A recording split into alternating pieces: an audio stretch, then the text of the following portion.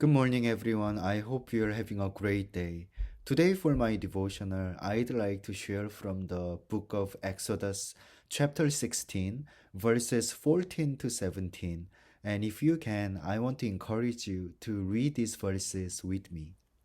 When the dew was gone, thin flakes like frost on the ground appeared on the desert floor. When the Israelites saw it, they said to each other, "What is it?" For they did not know what it was. Moses said to them, "It is the bread that the Lord has given you to eat.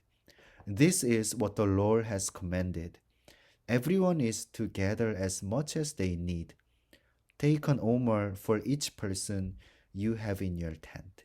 The Israelites did as they were told. Some gathered much, some little. Even though the Israelites complain and grumble against God and His divine plan, God still gives them enough food to eat every day. As we can see from today's passage, God gives them a food called manna. For my devotion for today and the next one, I'd like to share about what we can remember and learn through God's provision of manna. Most of us probably already know about the existence of this food, but we still may wonder, so what was manna exactly? Interestingly, the Israelites asked the very same question as we can see from today's passage. When the people of Israel saw it, they said to one another, "What is it?" For they did not know what it was.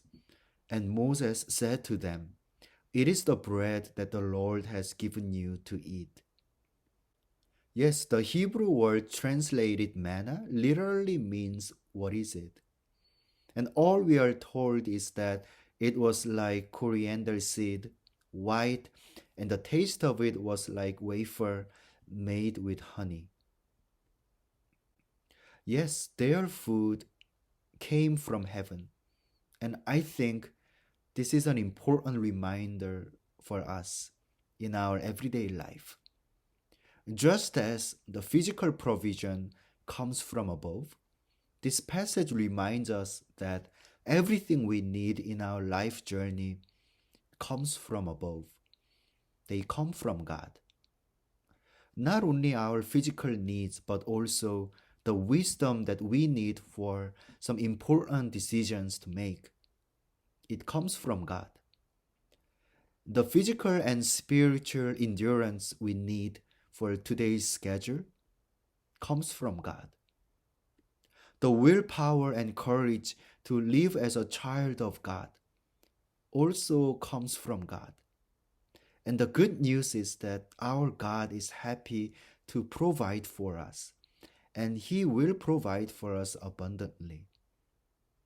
I hope and pray that our souls will solely depend on the power of our living God, and we will choose to worship Him as we remember His faithfulness. Let's pray.